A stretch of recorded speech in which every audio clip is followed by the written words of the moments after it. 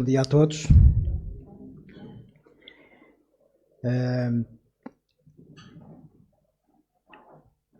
Todos nós já passamos por momentos de mais ou menos dificuldades, de mais ou de menos tristezas,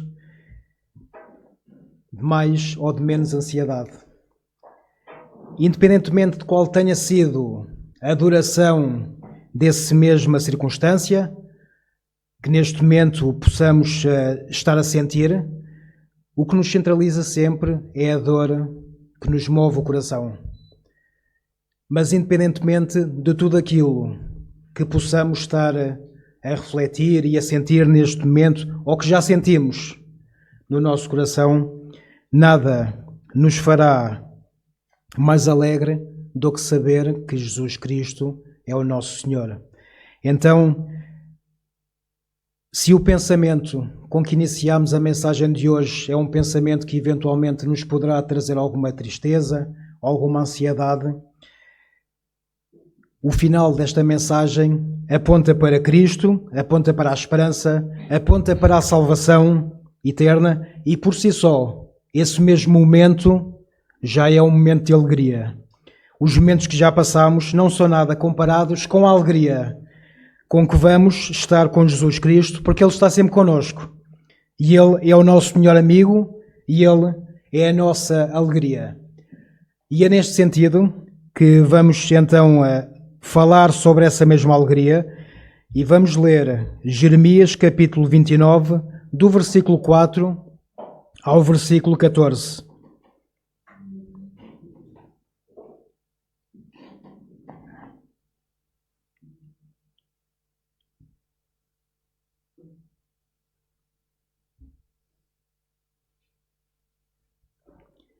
Assim diz o Senhor dos Exércitos, o Deus de Israel, a todos os exilados que eu deportei de Jerusalém para a Babilônia. Construam casas e morem nelas. Plantem pomares e comam o seu fruto.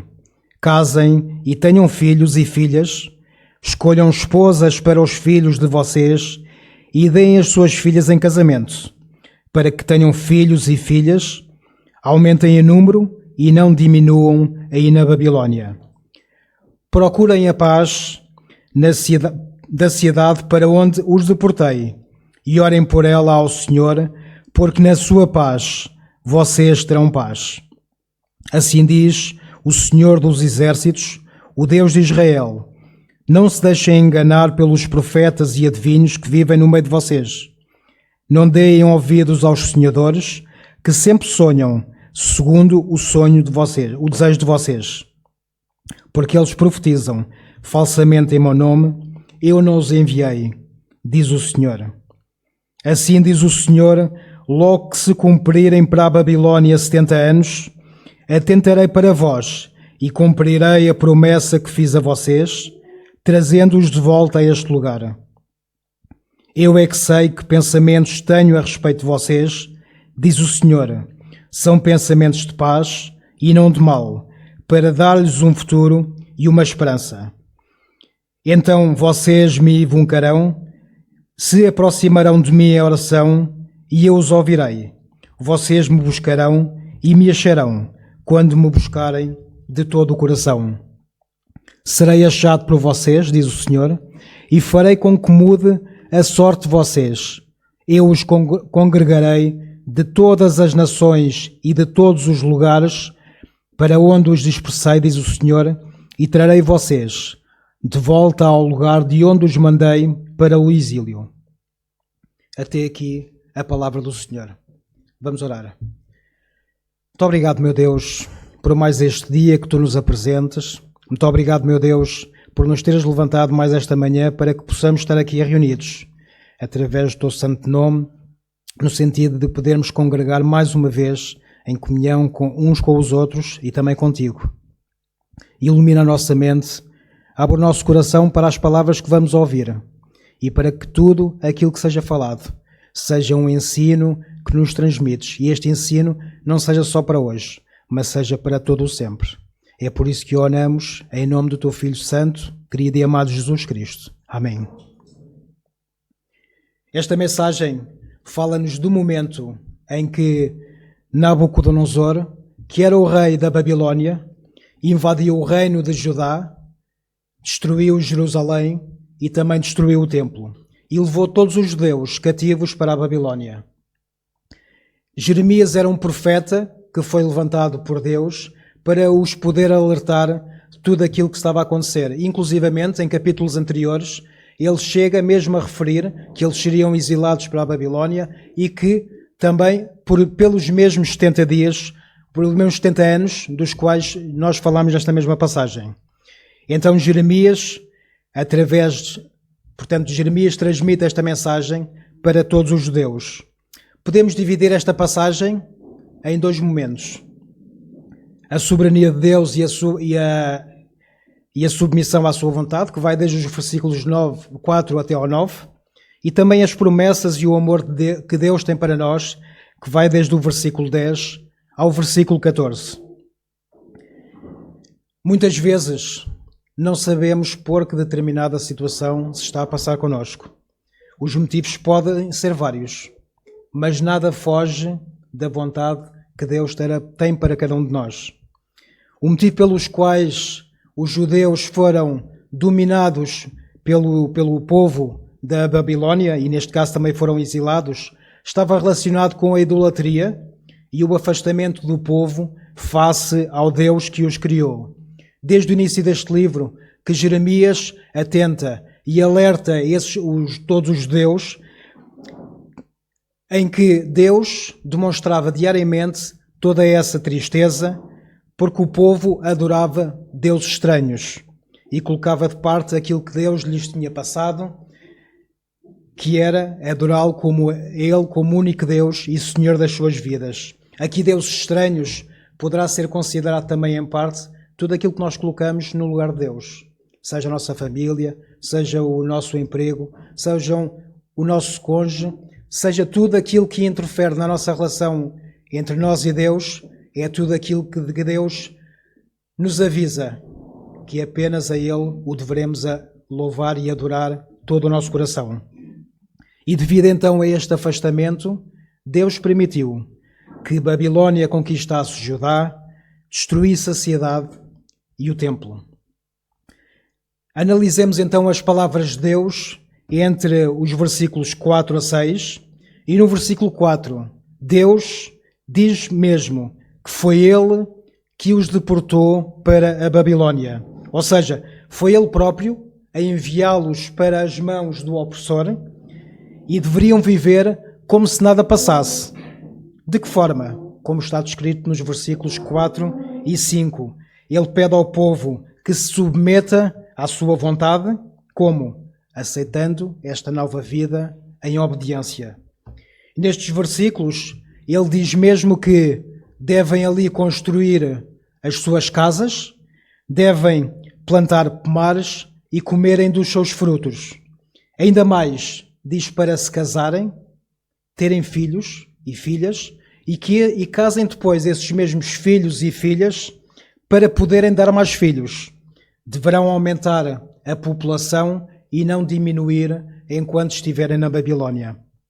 Então, temos o tempo de construção de casas, temos o tempo da plantação, temos o tempo da colheita para receberem os frutos que plantarem, e temos também o tempo de criar uma geração, que seriam os filhos da geração atual e também outra geração, os filhos dessa mesma geração. Se não estivermos a contar com a geração atual, aquela que foi deportada para a Babilónia, estaremos a falar de mais duas gerações. É dos seus filhos e a dos seus netos.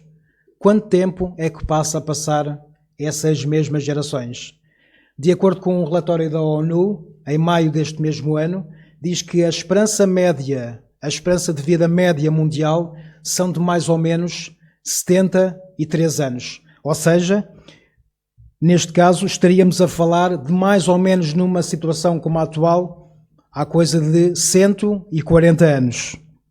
Então imaginemos que seríamos exilados para um país inimigo e alguém nos falaria para continuarmos a viver tal e qual como se vivêssemos no nosso país, como se nada fosse, durante não apenas um dia, mas durante 2 gerações.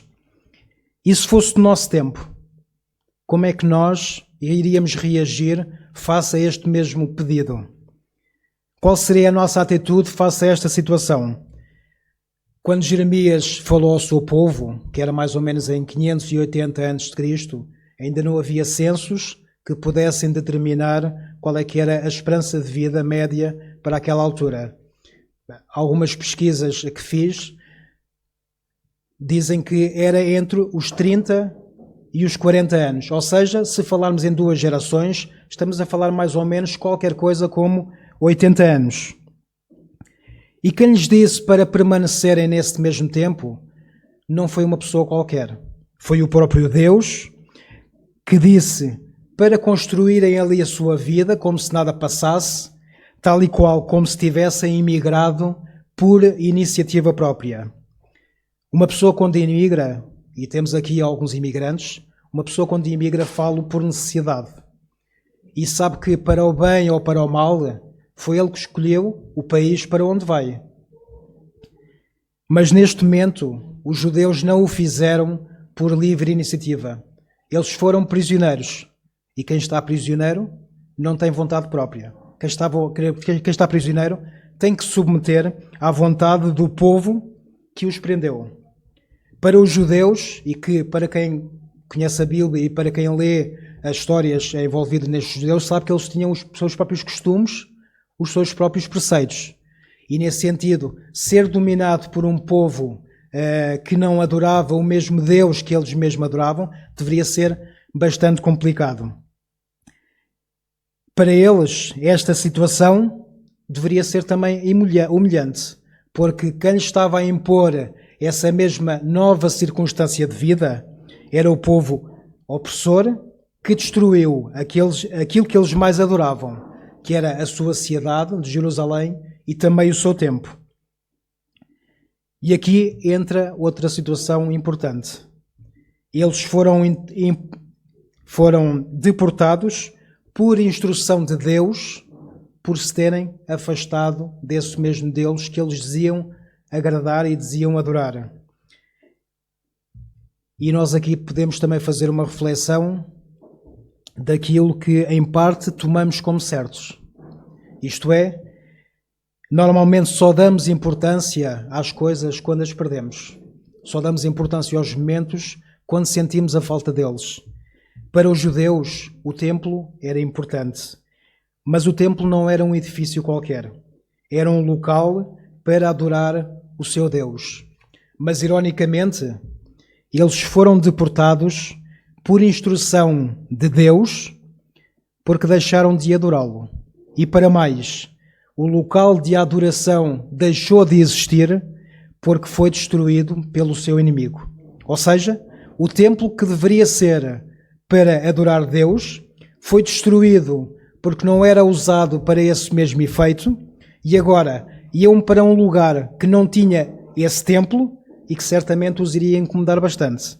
Mas quando tinham esse templo, não o usavam para o fim para o qual ele estava destinado.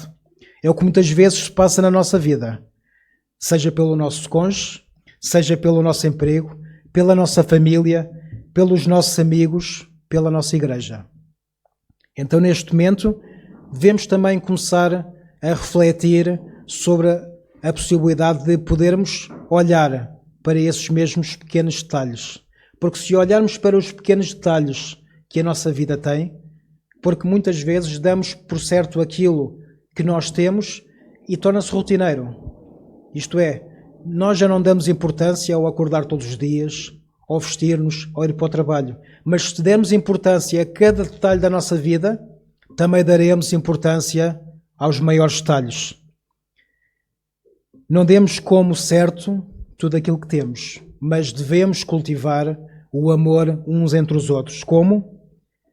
Falando aos outros do amor de Deus, desse Deus que nos ama e que nos amará para toda a eternidade.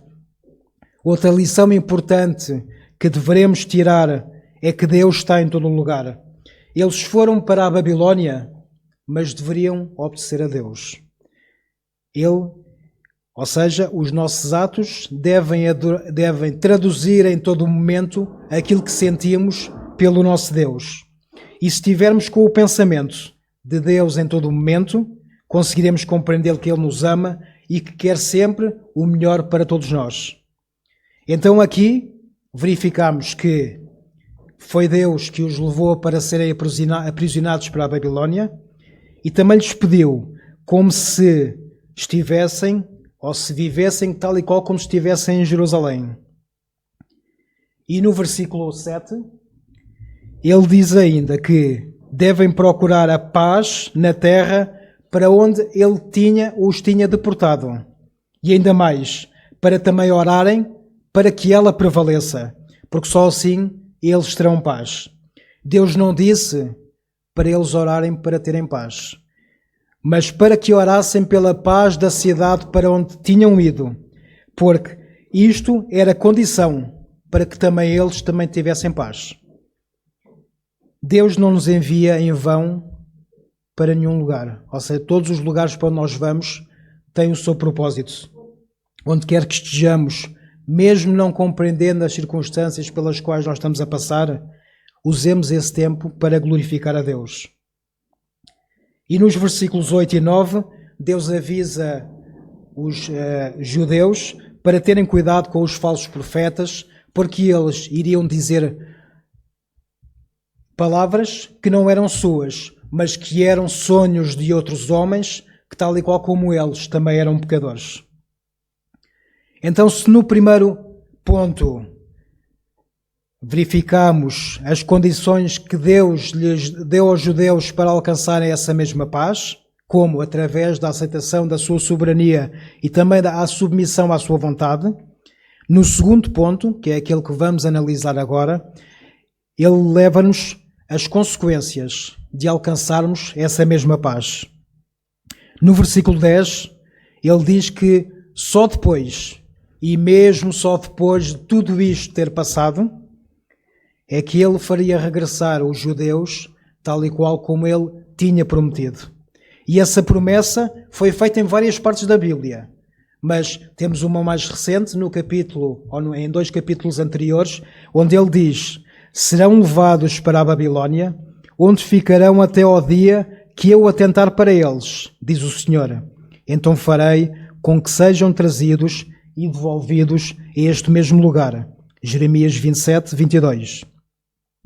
Para que a promessa de Deus fosse cumprida, isto é, não seria necessário esperar um dia, uma semana, mas 70 anos. Esta era a promessa de Deus, durante 70 anos. Muitos de nós nem conseguem aguentar um momento complicado durante um minuto, que fará durante 70 anos. Lembram-se do exercício com que iniciamos a mensagem? Portanto, para nos refletirmos sobre algum momento pelo qual nós estivéssemos a passar que nos fosse gostoso, ou que esteja a ser gostoso neste momento. Agora imaginemos que Deus nos diria para suportarmos este mesmo momento durante 70 anos. Como é que nós ficaríamos perante essa circunstância? Porque uma coisa é estarmos a passar por um momento complicado e com mais ou com menos dificuldades, estarmos sempre com esperança de que amanhã esse momento irá passar. Outra coisa é sabermos que essa situação não só não irá ficar resolvida amanhã, bem como demorará 70 anos, teremos que esperar 70 anos para que esta mesma circunstância seja ultrapassada. Muitos de nós nem estaremos cá daqui a 70 anos. Mas a declaração mais importante vem nos versículos seguintes, onde no versículo 11 diz que Deus tem sempre pensamentos de paz sobre nós e não nos quer mal, mas quer nos dar uma esperança que tanto ansiamos. Muitas vezes perguntamos também por que determinada situação se está a passar connosco.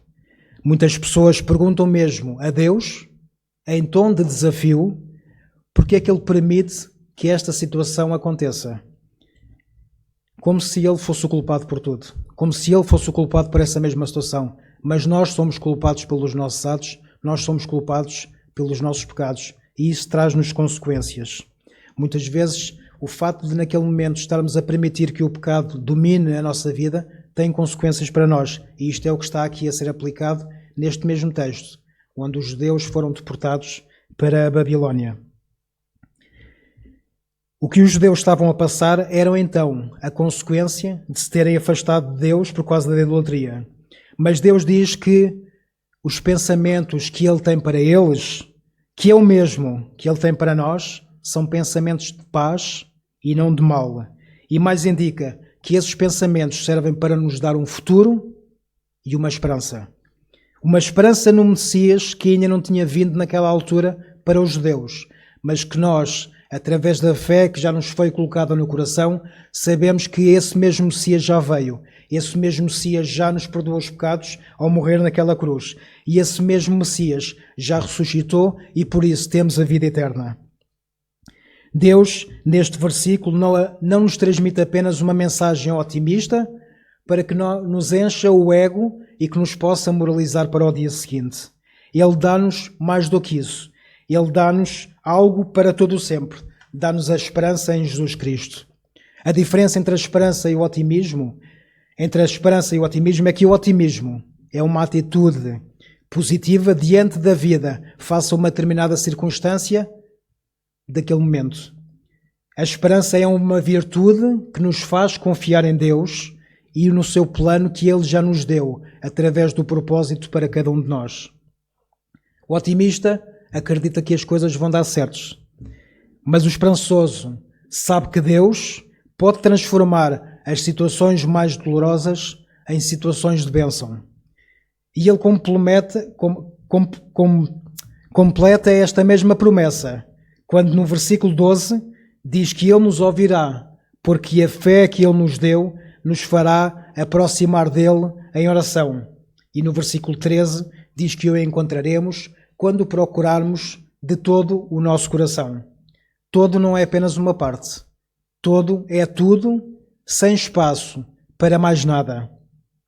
Nem sempre é fácil compreendermos esta situação, porque parece impossível que o nosso coração esteja totalmente preenchido por Deus. Nós questionamos como é que isto é possível se eu ainda sou pecador. Como é que um dia Deus irá preencher todo o meu coração se eu ainda tenho atos e pensamentos que me afastam dele? Mas se Ele prometeu, isso irá acontecer. Se Ele prometeu que Ele nos irá preencher todo o nosso coração, isso irá acontecer nas nossas vidas. Porque se analisarmos bem o versículo 13, ele não diz que a promessa do versículo 10 só irá ser cumprida sob a condição de que o nosso coração esteja totalmente preenchido por Ele. O que Ele diz é que irá cumprir a promessa que Ele fez e que nós o iremos invocar e o procuraremos e o encontraremos de todo o nosso coração quando o procurarmos dessa mesma forma. Todo o nosso coração. Ele não coloca uma condição. Ele afirma. E a esperança que Ele nos dá é a sua promessa e fará com que isto aconteça. A esperança a que Ele se refere é Jesus Cristo. E finaliza no versículo 14, onde diz que será achado por nós e nos reunirá novamente de todas as nações e de todos os lugares para nos trazer de volta para o lugar de onde nós viemos. O lugar de onde nós viemos, para onde fomos e para onde regressamos, é a eternidade que Ele já nos deu, mesmo antes da fundação do mundo. E essa eternidade não é para o nosso mal, essa eternidade é para a nossa paz e esperança. A eternidade não é amanhã, a eternidade é hoje. Por isso, vivamos hoje a eternidade que Jesus Cristo já nos deu. Vivamos para Jesus todos os momentos da nossa vida. Não interessa os momentos mais difíceis pelos quais nós estejamos a passar. A palavra de Deus diz que iremos passar por tribulação, mas essa mesma palavra diz que viveremos com Ele eternamente. Pode custar estarmos a passar por momentos difíceis, mas o que é que são um dia, uma semana ou até mesmo os 70 anos, quando comparados com aquilo que Ele nos dará eternamente? E essa promessa não é condicional àquilo que nós queremos, mas é uma certeza daquilo que Cristo quer em nós. E essa promessa é a vida eterna com Ele.